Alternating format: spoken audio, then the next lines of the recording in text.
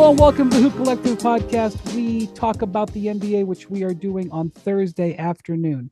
Joining me from Thursday morning on the West Coast out in Seattle is the machine, Kevin Pelton. Kevin, it's good to talk to you again after a few weeks away. Yeah, it's been a minute, so good to be back. Yes, it's been a summer for me that's been a lot of travel. So thank you for your patience as we got going back. And special guest with you today, Pelton. First time on the Hoop Collective, joining us from Dallas, Texas. No, it ain't the other Texan. It's one of our college basketball analysts here at ESPN, also a former college basketball player at Baylor University, King McClure. King, welcome to the Hoop Collective. Man, it's an honor, man. Honor and privilege to be on here with you two guys. King was with Pelton and I on the Hoop Collective draft show on draft night. We had so much fun doing that show, and I swore that I would get King into the rotation here at the Hoop Collective. So we hope that you are able to join us during this season, King, because I really appreciate your perspective, especially on these guys who we don't know as much about, who you know a lot more about entering the league. For sure, man. Like when you told me, I would maybe get on here, I was excited. I was excited to be able to talk hoops with you. All the times I watch you on my TV screen, this is all right. Flattery will get you nowhere here. Flattery will get you nowhere. Hey, I don't even want the flattery. I'm just saying it was just factual. I think we've learned from the Tims that clearly flattery is not the way to go. That's correct. They certainly don't. They don't. That's not how we roll. Okay, so we got training camp coming up here, and I thought to have the two of you guys on to talk about the rookies that we're about to see get deployed into the league. You guys follow and know so much about these guys when they're coming out of college, way more than I do. And so that's why I wanted to go to your expertise. There's a couple of guys specifically in this draft that you guys are very keyed in on. But before we get to that, I think we have to start at the top. Obviously, we have Victor Wembanyama about to have his first training camp. A lot of excitement around this. I know that so much of the focus of this offseason has been on who may get traded now, who may get traded in the future. But we've got real basketball coming, and that means Wembanyama starting. And so I will just say I have tried within ESPN, and it has largely failed to calm expectations down for Victor Wembanyama. I typically do not take part in the pre-draft analysis of players, which is one of the reasons why I'm usually behind on rookies. I lean on you type of guys. With Victor, obviously, I spent a lot of time with him. I studied him a lot, spent time with him, spent time with his coaches, spent time with his family. I know him as well as I've ever known a prospect coming into the NBA since LeBron. And I am just saying to everybody, keep your expectations at a reasonable level. Even though he is not 17 years old, he is not coming straight out of high school like we saw some young guys. I do believe it's going to take him some time. And I think we saw that, King, in Summer League. I know he only played 2 games. He had one game where he was, a little underwhelming, one game where he played very well. I expect it to kind of be that way. But what are you expecting from Victor as we get into the early part of this season? Yeah, I think we did this guy a major disservice, simply by what you just stated. I think that we have set the bar so high. I mean, the comparisons that we have made for him, talking about he could be potentially the greatest basketball player ever. And when you look at the greatest basketball players ever, and to put somebody in that category so early, okay, all of a sudden now he gets to Summer League. Now we expect this man to go out there and go score 40. We're supposed to expect him to have 2K numbers, 40 points, 20 rebounds, 15 blocks, and that's just not realistic. I think the one thing that he kind of learned early was that the athleticism over here is a little bit different. When you're playing against a guy like Kai Jones, who is just a freak athlete, you kind of see that at certain times, and that's what he's going to go up against night in, night out. I think offensively, he has to figure out who he is. I mean, I think that we saw his highlights, and his highlights looked amazing because we've never seen anybody his height, his size, do what he does and be able to move the way that he moves. So I think that he has to figure out who he is offensively. And I think that comes from Pop being able to put him in positions to succeed, because he's not a big that you throw down low to. He's not really a big that can sit up there and ISO, even though he can dribble a little bit, but he has to figure out who he is. I think where we will see him excel this year is defensively, and not necessarily one-on-one, because I think laterally he can get it a little bit better, but being able to alter shots and be able to protect the rim at a high level and be able to dominate on the glass just because of his length, I think that he will excel defensively more so than offensively. I think he'll have his times, but I think he'll be better defensively than he will offensively. The problem is, Pelton, that I think that people are going to remember the 30 whatever points he scored in Vegas, and they're going to know that he led the French league in scoring. I think there's going to be an expectation that he does come out and start racking up 20-10 games. And that's, maybe he will, but I'm with King. I want it to be calmed down a little bit. Yeah, I think he's got the potential to do that because, first off, there's going to be a lot of opportunities for him in the San Antonio offense, even though, the defense was probably their bigger shortcoming last season. There's a reason you were in position to draft Victor number 1 last season. Even though they didn't have the worst record, they had far and away the worst point differential in the league last year. But as we saw on draft night, King already said a lot of the things I was going to say, which is that I think people saw the highlights in particular from those couple of exhibitions against G League Ignite in Nevada back in October, almost a year ago, and kind of thought like, oh, this is what he's doing all the time. And like, there's a reason that him hitting, going into a dribble move and then him hitting a fadeaway jumper from 20 feet, without, he squares briefly to the basket. There's a reason it looks so impressive because that's a really low percentage shot. That can't be kind of the basis of your offense. And I think we did see more of him in the post in games against French competition. It'll be interesting to see how San Antonio incorporates that into the offense. But I think he'll probably put up points this season, but not necessarily in a very efficient fashion because of the fact that he's trying to see what he can do and what are the limits, which there might not be any limits.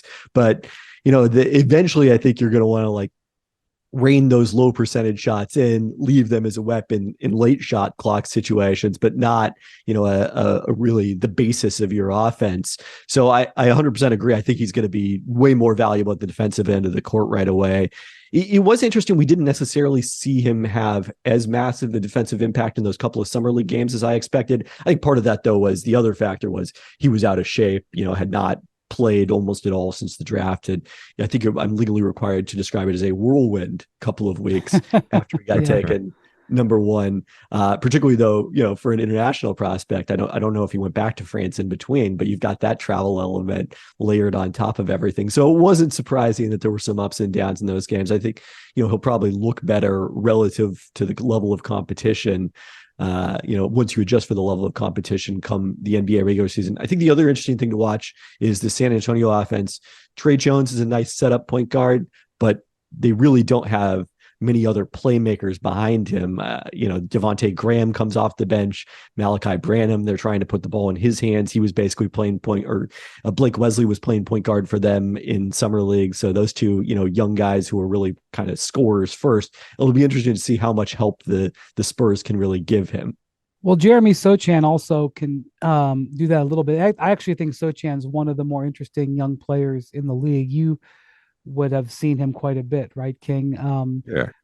I do question about medium term whether Sochan and Victor fit together because Sochan's not a shooter, and Victor hasn't yet demonstrated his 3-point prowess. I think he has the ability to do that, and that's one of the things that the way he hit those threes in Vegas back last October was like eye popping, and then he didn't shoot the ball that great in Europe last year. But I don't want to lead with the downer on Sochan. I'm actually very high on his skill set. But what I think of, here's the thing about Victor. Victor at times will do a bunch of media. He will say, okay, this is a media time and I'm going to do media. He understands the importance of developing his brand and things like that. But there are other times when he'll focus on work. And this is one thing I've learned about him. He gets the value of being on television, being on the cover of magazines. He will hear pitches from lots of different potential sponsors, and then he'll say no to a lot of them and only pick a couple. He will say no to a lot of media. So he did a lot of media around the draft, and then after summer league, gone, guys. Went to try to become, spent a lot of time in San Antonio. Dyed his hair blonde. If you haven't seen him recently, I don't know what the story is there. I don't know if that was Sochan who got to him, but his hair is now dyed blonde. So we'll see on media day if he describes that process. But I think he's been going to work. And one of my favorite stories from Summer League that mirrored the Victor Wembanyama that I got to know over the previous 6 months was when he played poorly in that first preseason game. He canceled a bunch of stuff because he didn't think he had gotten enough rest because he wanted to maximize that second game. I know it was only 2 games, but that's the Victor that I know who was like, listen, I know there's a lot of hoopla here. I'm going to cut a lot of it out because I'm still trying to focus on my game. That's what I think you'll see. I'm just going to say this. There's going to be a lot of comparisons to LeBron. Right off the bat, I'm going to tell you, LeBron was trash in his first preseason. He couldn't make a shot. And back at that time, the Lakers and Clippers used to host this like preseason. I don't think it was a tournament per se, but it was like they would host several teams. They would play a bunch of games over the course of 3 or 4 days at Staples Center. And LeBron went and did that. LeBron went and played a couple of games in LA in front of big audiences that were on national TV. TNT put the games on, and he was awful. I think he shot under 30% in the preseason. His final preseason game, which was in Bakersfield, my one and only trip to Bakersfield in my life, he started playing point guard. He played point guard at the last preseason game and then started at point guard at age 18 in the NBA like 10 days later. So he, I think, led the NBA in turnovers through like January of that year. Then they traded for a point guard, Jeff McGinnis, took him off the ball, and his production started going much better. He shot under 40% overall over his first, like through January of his rookie year. He had some great games. He sniffed a couple of triple doubles. His first game in Sacramento, he had like 25, 12, and 8 or something. And he came with like an assist of a triple double in his second game, which was in Phoenix on the second night of a back-to-back. So he put up good games, but his overall numbers were awful. And the Cavs started that season somewhere in the neighborhood of like 4-15. They were awful. He was okay. He was putting up highlights, but he was not very good. So keep that in mind. I remember that there was a national reporter who wrote a story that said that that the word hype should stand for, hey, you practice enough. Hey, you practice enough, ? Because they felt like he didn't practice his shot enough, because his shot looked like it was raw, which it was. And so just keep in mind that the alleged path that he's following in terms of the most excitement since a player, that LeBron didn't come out of the gates burning the NBA up. He did find comfort when the team made a couple of midseason trades to help get him in a better role. So I just want to put that out there with Victor. Okay, Brandon Miller with the Hornets went number 2. He had an up and down summer with the team. You guys remember that over his first couple of games, I think he had 14 fouls or something in his. Pelton, do you remember what that was? He had more fouls than points in his first couple of games. I know he shot like 31% on threes at the Vegas Summer League. I think he played 5 preseason games. But then as it went on, he started to settle in a little bit more. What are you expecting, Pelton, from Brandon Miller coming out of the gates with a Charlotte team that I have been touting as will be a much improved team? I'm not saying they're going to the playoffs, but I think will be one of the league's most improved teams. Yeah, I think they definitely will. You get LaMelo Ball back healthy, Miles Bridges back in the lineup after his suspension. And, he was an important part of their team 2 years ago after those, horrendous domestic violence charges against him in the summer of 2022. And, it'll be interesting to see how they handle Brandon Miller's minutes, because you've got Bridges back in the wing rotation. We'll see how healthy Gordon Hayward is over the course of the season. It wasn't necessarily the Hornets drafting for need. They've got Terry Rozier at the 2. Cody Martin gets healthy again this season, presumably is in that mix. So they don't, I think, have to throw him in the deep end if they don't want to. But at the same time, like, this is an important part of their future. And I do feel like, if you're asking Brandon Miller to create a lot of his own offense, like they were during Summer League, that's a situation in which he could struggle right away along the line for some of the same reasons that we've talked about for Victor.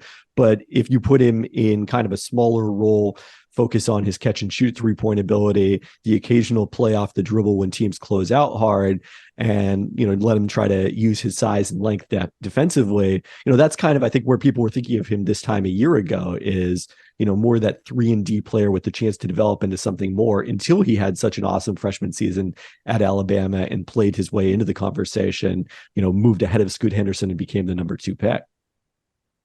I agree. I think that when you look at a guy like Brandon Miller and you really watch him in Alabama, I think offensively he has a lot of talent. So yes, he struggled in Summer League, but I'm not necessarily one of those people that are concerned or worried about his offensive struggles. Because I saw it amongst about 32-ish games in college. I mean, the game where right after all the allegations came out and everything, all the craziness that happened in Alabama, to come back and be able to play the way he did. And I think he dropped 40, I want to say, that game, or somewhere close to that in the 30-40 range. To be able to go out there and play the way he played, just to be laser focused in his offensive game. I mean, it's nothing too spectacular, but he knows how to get to his spots. He plays with great pace. He can really shoot the ball, which he didn't shoot it well in Summer League, but I think that he can shoot the ball well, and that will come. I think it just comes with reps and comfortability. I mean, I'm interested, like Kevin said, to see how they play him and how many minutes he does get, because I think that will play a huge role into his first-year success. But I am 100% confident that he will be very successful in this league, and I think his ceiling is high. I think his offensive game is nothing to worry about, even though he showed, not the greatest display in Summer League. But I think defensively is where he's going to have to get better. I mean, he's long, he's athletic. He really struggled at times in Summer League defensively to guard somebody. So I think that that's an area where he has to get better at. That's where he can make his biggest impact this first year, kind of similar to Victor, because he might not get the same amount of shots or looks that Victor's going to get. But defensively, I think that's how he can stay on the court. And then as he stays on the court defensively, offensively, he'll be spectacular, because I think he does have that game. He just has to learn how to fit into an NBA system playing with other great players, because at Alabama, honestly, it was him and Spears and Javon Quinterly a few times, but he was literally asked to do it all. But now he goes to like the 3rd or 4th option maybe on this team. So he's going to have to learn how to adjust. He did rebound well. He does have terrific size. 6'8", I believe, is what he measured in at. And he rebounded well in Summer League. So, if you rebound if you're looking for easy ways to get going in the NBA, if you just do some rebounding, it can really help. It can help you stay on the floor, quite frankly. So that was one. And he did, even though he fouled a lot, he did put up some decent assist and block numbers in those games. So all very small sample size. He played 2 games in Sacramento and 3 games in Vegas. So, but certainly a guy to watch. He's going to have the difference in the hype for him versus for Wembanyama and the guy we're going to talk about now, Scoot Henderson. He's going to sort of be in that donut hole, because there's so much going to be attention on the Blazers because of Lillard, and then the expectation of Henderson. And then obviously Wembanyama is going to be on national TV right from the start. He is in a little bit of an area where his expectations will be a little bit less. If that's one thing.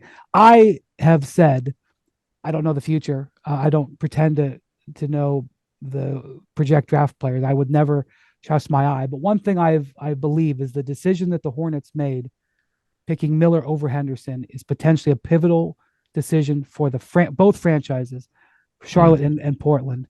One of the big decisions of the last 4 or 5 years. It may not play out that way. In my view, though, I think it could come down to that. Because if Scoot Henderson is a stud, it's going to reflect on Charlotte potentially drafting Miller because they didn't want to crowd LaMelo Ball.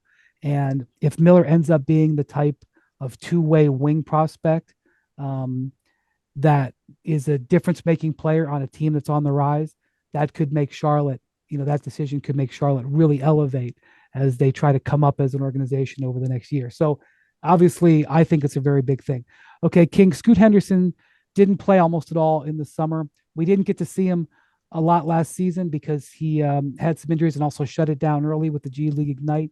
We're really basing his play on a sliver of especially comparison to like Brandon Miller or Victor Wembanyama, who played dozens and dozens of games last year. Henderson is a little bit more of a mystery as to where he is relative to his peers. That said, there's a lot of excitement about his game. It's hard to project what he'll be because we don't know if he's going to be playing with Dame or if there's going to be a trade. But coming into this season, what are you looking for from Scoot? Yeah, I'm really interested in this Trailblazers whole organization right now. I think that when you look at Scoot Henderson, we look at the two guards in front of him, Damian Lillard right now and Anthony Simons. I think that those two guys are solidified guys. I mean, no doubt Dame is, but Anthony is too. Anthony is talented. So I want to see, where are they going to fit Scoot Henderson in? Like, are you going to make Scoot Henderson come off of the ball? Or are you going to let Dame come off the ball? Who is going to play without the ball? Or are you going to put Anthony and move him to the two? So I know you can't play all three of them together because all three are relatively small to be on the court at the same time. So who is going to get those minutes, and how many minutes will Scoot get? So I think he's in an interesting position. But I mean, game-wise, I think that it looks a little different because I think those two guys in front of him can really shoot the ball. I don't think Scoot Henderson has proven himself as a shooter. I think that athletically, he is phenomenal. He's going to be able to finish with the best of them. He's going to have high-level finishes. The plays that we will see on the highlight reels, that is him. His mid-range game is pretty decent, but he has not proven himself from the three-point line. And I don't know if that's going to come back and really bite him, or it's really going to be hard for him, because a lot of teams will start going under. Because when you start going under, they're going to force him. They're going to give up the three. And I don't know if he's shown that he can knock it down consistently. So I think that if Dame is there, I think he can have a decent year, because I think that it'll lessen the expectations. But I think if Dame leaves and now the ball is in Scoot Henderson's hands, I don't think he'll have the level of year that we would project, just because his lack of shooting right now, unless he really drastically improves it, because he really can't shoot as well as, a Brandon Miller, or he doesn't shoot it as well as you would like your point guard to shoot it. I don't think he'll have that great of a year. Yeah, I wrote a story a few years back. This was, during the NBA playoffs, but also leading up to the draft, about how basically all the best pick and roll point guards in the league were also terrific at shooting pull-up three-pointers off the dribble. How important that had become to exactly what King was just talking about. That's certainly what Dame can do. Yeah. I mean, he is along with Steph Curry and James Harden, the poster child for the value of the pull-up three in that regard. And I've talked to Dame a lot about this over the years, just kind of the ways that it opens up options for him in terms of, if you're playing me a certain way, that determines what I'm able to do, because of the fact that he can do everything off the pick and roll. And we'll see how long it takes Scoot to get to that point. I think that's going to be crucial to his development. You go back to those preseason games against Wembanyama's team, Metropolitans 92. Scoot also shot the ball really well in those games, just like Wemby did. And then, as King said, it didn't really translate over to when they started playing, against other G League competition. He did shoot 47% from three-point range in 6 games in the Showcase Cup, but then in the regular season, 19 games, 27.5% from three. So that's, you look at the development of someone like De'Aaron Fox in the NBA, who improving as a shooter helped him become so much more dangerous, as someone who also came in with this incredible end-to-end athleticism, but needed to, be able to make opponents respect him as a shooter a little bit. is for how the Blazers play this season. I agree with King that it's fascinating because, it's not a two timelines on the sense of like the Warriors who, are trying to compete for championships and develop these recent lottery picks. But you do have this group of incumbent veterans in Portland because they re-signed Jeremy Grant if Damian Lillard is still there. And I don't think, Chauncey Billups is going to be thinking about developing his younger players. But, you mentioned Lillard and Simons in the backcourt. Shaedon Sharpe is also in the mix there.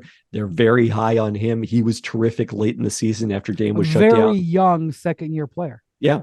And they put the ball in his hands a lot down the stretch, and he showed more than, he had early on. I think one of my big questions was, this is a guy who can score, but does he do anything else?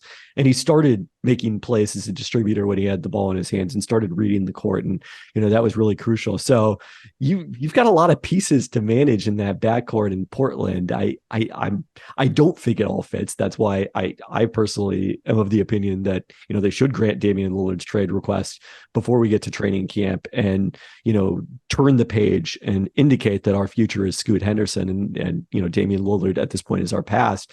But we're coming up less than, a week and a half from training camp at this point, and there is no deal. So going to be a lot for Chauncey Billups to manage. Well, the Blazers are trying. They are making trade calls.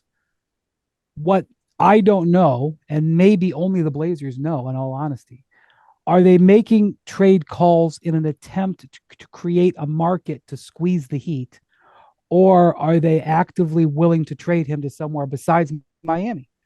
And I'm sure if Joe Cronin was having to answer that question, he would say, we're trying to get the best offer. We don't care whether it's Miami or not. But that's one of the things that teams in the league are wondering is when they enter into other trade talks, especially when those trade talks get public, is that a maneuver or is that truly what they're going? And the thing about it is that Joe Cronin doesn't have a long history of having done this. Not that, this has ever been the situation in the history of the Blazers franchise. So, but it's obviously a thing. And I was talking about this last week on how I want to hear from Scoot Henderson. Not that I expect him to come out and say, slam his fist on the table and say, get Dame out of here. But I would like to hear how he wants to articulate it about what he's looking at. And my guess is that he will be a rookie and, stand back and just let it play out. But, he could potentially influence this decision by the way he decides to position it. He may not take it. That's to be sure. Okay. Other two guys in the top five I want to talk about the Thompson twins. The Rockets took Amen Thompson at the fourth pick. Ausar Thompson went 5 to the Pistons. I think both the Pistons, I'm sorry, did I say that? Yeah. Rockets got Amen, Pistons, Ausar. Both those teams were very happy with the way those guys looked in summer league. Terrific athleticism, both of them, great size. Pelton, maybe just sort of take a look at both of them here. Obviously, I think Amen is known as the better offensive player, whereas Ausar is known as sort of the better defensive player. But I think both of these guys are going to get significant playing times and significant roles on these two teams. And I got to say, with uncertainty about what Scoot's situation is going to be, it's not unreasonable to think that one of the Thompson twins could end up winning Rookie of the Year, because I think their roles are almost guaranteed to be significant. I think Amen's chances, for unfortunate reasons, got a lot better with the arrest of Kevin Porter Jr. on additionally, equally horrific domestic violence charges a couple weeks ago. If you had Fred VanVleet coming in at point guard and Kevin Porter Jr. still there as the backup, it's a little tough to figure out how Amen finds minutes right away, as someone who is going to be most effective with the ball in his hands, similar to Scoot, someone who, is really explosive off the dribble, a developing outside shooter. He's probably behind Scoot in that process, although I think he did knock down a 3-pointer in the one game that the two of them played head to head against each other before they both were injured at the start of Summer League on the first night. I think that gives him more of a chance to play. Still, given Houston's focus on kind of trying to win now, I'd be surprised if it's a big enough role for him to have a chance at Rookie of the Year.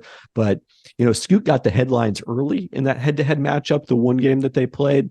Ahmed, I thought, ultimately had the better game of the two because of the fact that he was putting his head down and getting all the way to the basket off the dribble. With Scoot, it was a lot of mid-range in between stuff that he was knocking down there, but not necessarily as high percentage looks as Ahmed was getting. And obviously a very small sample, and I don't know his game as well as Scoot's because I only watched a little of Overtime Elite. What I did see, along the lines of what you said, it's kind of interesting with these twins. It feels like, they kind of develop fitting into complementary roles. So Amin was the primary ball handler. Ausar would get on the ball when Amin rested and they were staggering minutes, but most of the game, Ausar was kind of doing the role player things. And, I think that's going to maybe make an easier transition for him in Detroit in some ways, because he's going to be playing a similar role to what he was at Overtime Elite. Although the challenge, with the Pistons is, this was more evident with their summer league team. Their real team now, they had Bojan Bogdanovic and Joe Harris coming in this season. They've got some shooting. They had so little shooting on their summer league team, trying to play him in Jaden Ivey and trying to play both James Wiseman and Jalen Duren together on that team. Like it was a crowd. And then late in summer league, after some of those guys started getting shut down, that's when Ausar got the chance to get the ball in his hands and had 35 points over his last 2 games, 23 rebounds in those two. So right, that was what I was referring to, is he looked really good when he got an opportunity. Yeah. So, how he fits in again on this Detroit team that has a lot of young talent on the perimeter with Cade, with Jalen Ivey. Bogdanovic probably plays the You guys three. know how I feel about Cade Cunningham. I think it's breakout year potential for him, for sure. It's interesting you said that. I was actually with him about let's say a month and a half, and he just got back and it was his first time playing. So we were playing pickup in an open run at Duncanville, and he looked good. He looked really good. He's almost back to the old Cade Cunningham. His pace has gotten so much better. And I got a chance to talk to him about Ausar, and he said he's excited because of the defensive ability that he brings to the team. And I think that him saying that is basically who the Thompson twins are. When you look at both of them, I think they will be extremely successful no matter where they are because of their ability to change the game defensively. With their athleticism, the way that they move their feet, they can stay in front of the ball. They have great hands. Despite their offensive woes, offensive flaws, defensive, they can always be on the court. I think over time, you will see them grow on the offensive side. But Ausar kind of plays that role of just come in the game and just get stops. Help us defensively, because when you look at a Bojan Bogdanovic, you look at a Joe Harris. I mean, even there's times where Cade he has potential to be a great defender, but he's not there yet. So defensively, that team needs help, and he fits a role where he can actually go in there and help them. Well, he might not give them much shooting the ball. I mean, he might have his games every now and then. He might improve because he's a hard worker. He wants it. But defensively, he'll be able to fit a need that Detroit has. And I think for Amen, I think Kevin hit it on the head. I mean, with the things that happened to Kevin Porter, now Amen has an opportunity. When Fred VanVleet is off the ball, give the ball to Amen. He can take some of that pressure off. Because now he becomes that backup, point guard, backup facilitator. And I think that's where he's best at. I mean, offensively, when has the ball in his hands, can get downhill, can make decisions. He's a better playmaker than I think we give him credit for. But I think that, that's where he's best at. So put him at the backup spot. I think that you might see him really, really show some flashes of greatness with that Houston Rockets team. Yeah, we'll also have to see if Kevin Porter gets traded. Yeah. What he could get traded for. We'll see about that. That's obviously a prickly issue. But that is also a thing. There is a little bit of up in the air about the way that the Rockets are going to look. Having said that, if Kevin Porter is just released or he's just suspended and sidelined for some period of time, that development, while very unfortunate in many different ways, does clarify some roles for the Rockets a little bit. So not to imply that there's any positive, but I'm just saying that it had the side effects are interesting. There is as much excitement about the top 5 in this draft. I mean, we heard for months about how important this draft was, and we saw some grade A tanking take place with what you're allowed to do in the modern day. that took place for this draft. There's as much excitement about this top 5 as there's been in a long time, and they're gonna it's gonna play out. I think we'll see a lot of their preseason get some attention on these guys. When I discussed what other guys in the draft, I asked the two of you yesterday, what other guy in the draft that you wanted to talk about that maybe wasn't taken top of the first round. You both independently of each other said the same name, and that was Keyonte George, who went number 16 to the Utah Jazz, from Baylor, just like you, King. You might have a little insight into that, but the thing that I remember reading about him is something you wrote, Pelton, which is that between the end of his season at Baylor in March and this summer, he went from 215 pounds to 190. Now, losing 25 pounds is losing 25 pounds. For an NBA player of that size to drop that kind of weight at all is remarkable. I just did a piece while I was at the World Cup on Rondé Hollis Jefferson, who to me looked like he transformed his body. He became a pescatarian and ate one meal a day, and he went from like 222 to 208. Okay. And he's bigger than Keyonte George, who's 6'4". But Pelton, for a guy to go from 215 to 190 at age 20, not 265 to 240 as a power forward or a big three, not where he's like dropping like heaviness, but to transform your body like that at age 20, that's if that's that as his word, that's a remarkable number. And you wrote and reacted to how he looked like a different player in Vegas, where he put up spectacular numbers, made first team all summer league for the Jazz, as to why you are very interested in seeing him play this year. Yeah, I legit didn't recognize him. He looked like a different person in addition to a player when he turned up at Summer League. And, obviously he had been working on this throughout the draft process, but we hadn't seen it publicly at that point. And what it did to his game was transformative, because all of a sudden he was blowing by guys off the dribble in Vegas. And, just playing with the ball in his hands primarily, creating a lot for both himself and others. And that's a role that's potentially available in Utah. They do have some ball handlers. Jordan Clarkson will, have a lot of ball handling responsibilities, but he's someone who can play off the ball.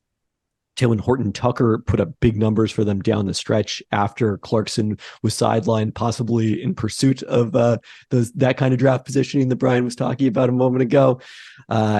So he's got an opportunity to be in the mix there. But if Keyonte George plays the way he did in Summer League, the Jazz are going to have to find a way to get him on the court and get the ball in his hands, because he's too good not to play. And, to get that at the point in the draft where they did, they have to be thrilled right now.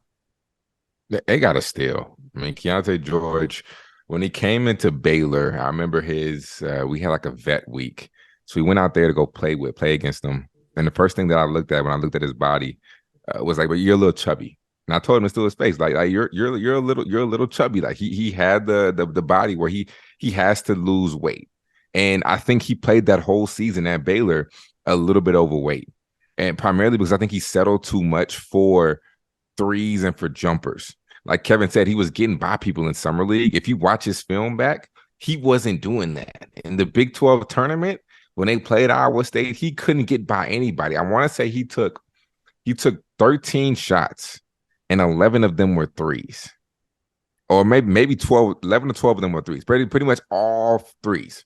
So you mean to tell me you can't get by anybody? And that was because he wasn't at the weight. He wasn't at the playing shape that he should have been in, but he locked in. I mean, I'm real close with his dad because his dad still plays in open gyms and pickups. His dad can hoop, by the way. Jason Siggers can absolutely hoop. He can go get a bucket. If you ask him, he'll beat Keyonte one-on-one. He'll say it, and he's so serious. Yeah, I've never seen him play, but I'm betting on Keyonte. That's all I'm going to say. Listen, you know what's crazy? I actually might take his dad. I think his dad might have a little. Hey, man, listen, I'm not talking. I'm not talking any stuff. He's got that dad strength. He's got the dad strength. His dad has a little bit more dog than Keyonte. He's not a better player, but he has a little bit more dog, and he's like a 15-year vet. So I think I might go with the dad, at least right now. But the biggest thing that Keyonte did was transform his body, and you can tell. I mean, his ability to get by defenders now, he's finishing at the rim. I mean, his jump shot is pure. I heard he went to a workout in for some team, and they said he was the best shooter they've ever seen, and it wasn't even close. I mean, he didn't miss. So he'll get in workouts. He'll be able to shoot. His stroke is pure. But I think that him losing the weight saved his career. And now it literally elevated him to a level that we haven't really seen. And I think the other part of his game we sleep on is he can really, really pass. I think one thing that we didn't see much at Baylor, but I saw when we played open gyms, we saw him pick up. His vision is there. Coming off of a pick and roll, being able to locate the tag and be able to locate the open man to throw that cross-court skip pass that a lot of guards in college can't throw. He can do that. I'm not saying he can. He's a true point guard, but I think he is a scorer who can pass. He's not a passer that can score. He's a scorer who can pass. So I think he can play that combo guard. I wouldn't put him in a lot of minutes at the one, but he's capable of being a backup one. But I think his natural position is a two, just being more of a scorer. But he can facilitate. So I think he's going to have a great season. I think he's going to have a great career. He's that level of talent. I noticed at Baylor, he shot about 36% or so on threes, I think.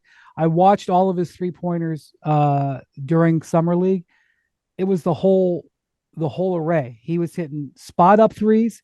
He was hitting threes in transition. He was hitting threes off the dribble. He was hitting step back threes.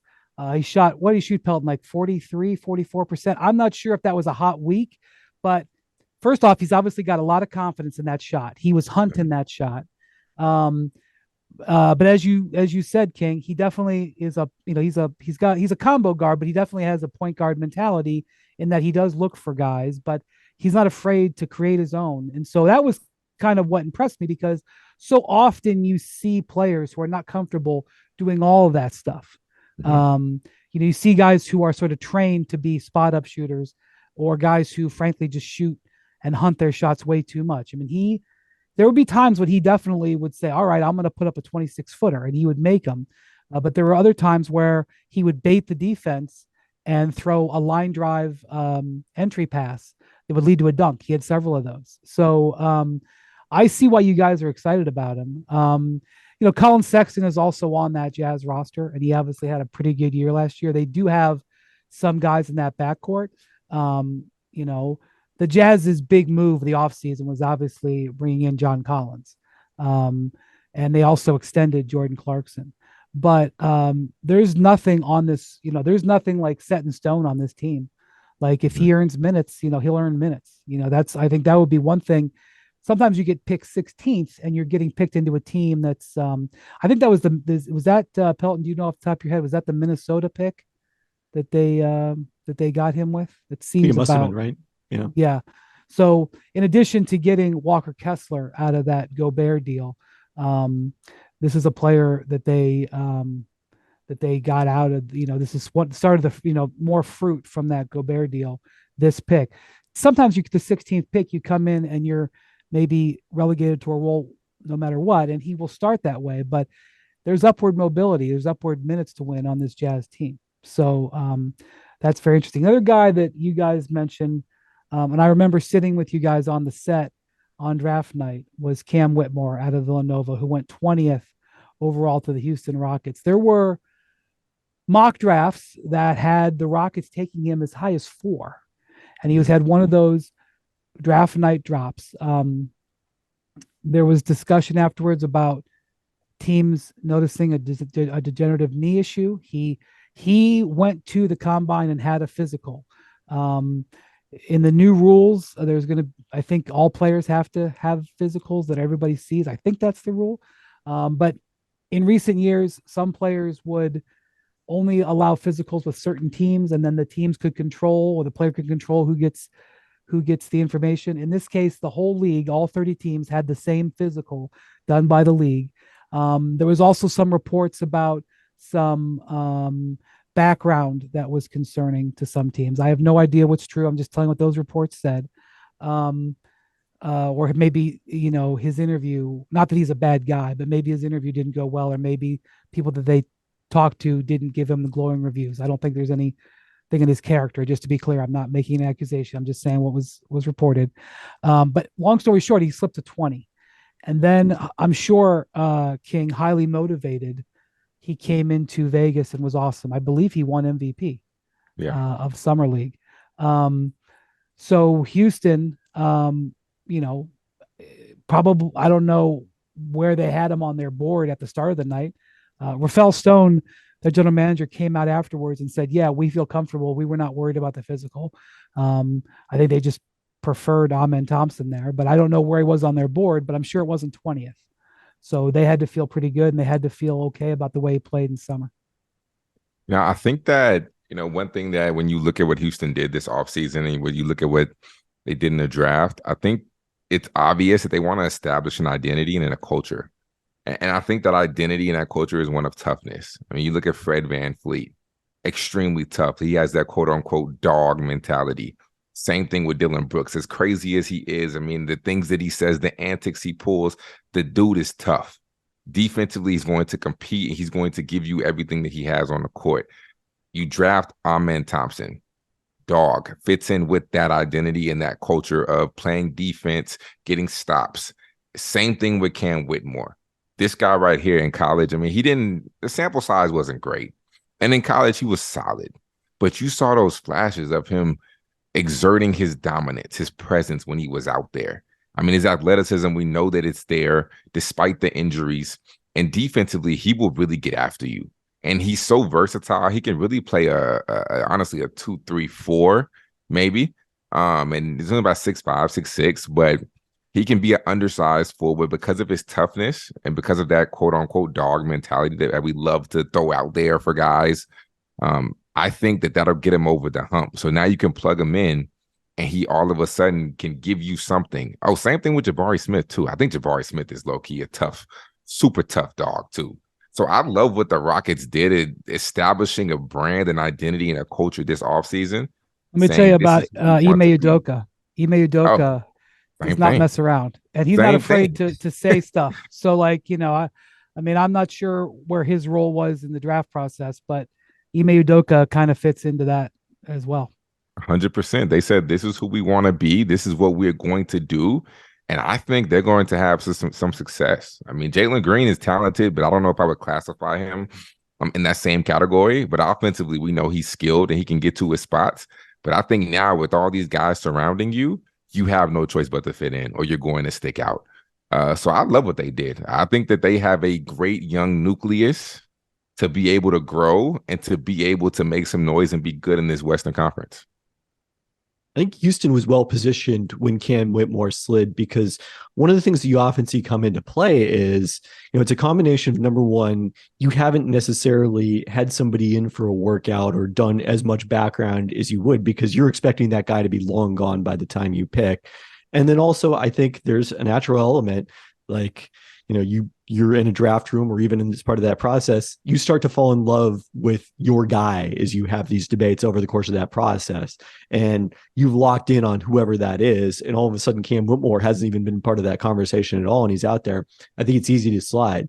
Now, Utah is an interesting team because they're another team that had, they had the 9th pick that was a little on the low end of Whitmore's original range, but probably would have done, I think, so, or I don't know if it was 9th, but somewhere in that range. It probably would have done some work, and they passed on him to take Keyonte George with their second of their 3 first-round picks. So they did have that opportunity as well. But Houston had already been considering it before, had done all that work. He's sitting there in their laps at 20, the fruit of a very quiet move. They swapped first-round picks with the Clippers. I forget which pick it was. They were actually swapping. I think it was Milwaukee's, and go up from like 30 or 28 or whatever to 20 and are in position to take Cam Whitmore. And one of the things I know about the Rockets over the years is their draft projections must look pretty similar to mine because the guys they tend to draft are guys that are high in my projections. Pelton said. I didn't say that. It doesn't work out 100% of the time.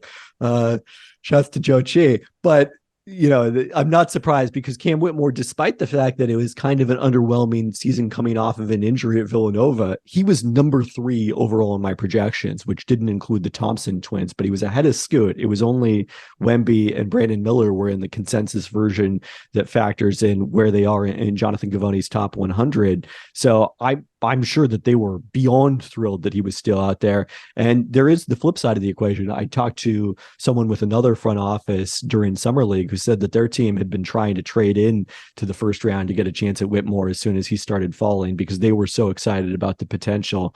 And we saw a lot of it in Summer League, his ability to just, also power his way to the basket with his strength. And the steal rate is something else that was a big factor in his projections being as good as they were. He averaged 2.5 steals in Vegas. That was a big factor. I don't think he was actually the best rookie. I think Keyonte George was better than him in Summer League. He won MVP because he was on the best team. And Jabari Smith Jr. only played a couple of games as dominant as he was before they shut him down. But certainly he was a lot better than the 20th best rookie in Summer League. The one thing I'd like to see from him long-term, some tunnel vision with Cam Whitmore on the drive. He averaged 1.8 assists per game in Summer League, had more turnovers than assists. That's, I think, going to be the big area of development for him. And then also, he didn't get to the free throw line very much during Summer League, only 2.7 attempts per game. If you're attacking as much as he is, you got to be converting a lot of those into free throws. The guy that I have some interest in, also taken in the lottery, is Bilal Coulibaly, who is Victor Wembanyama's teammate. The reason I'm interested in him is I got to see him develop during the season. When I first went to France in January, he was playing games on the junior team. He would play the junior game and then go play sort of the varsity game. He'd play at 3:00 and then he'd play at 7:00. And I remember sitting next to Masai Ujiri, who came to a practice with Wembanyama, and Masai was focused on Bilal. So I knew that Bilal was going to potentially be a first round pick. If you'd have told me in January he's going to be the 8th pick in the draft, I would have been a little bit surprised. He's one of those super high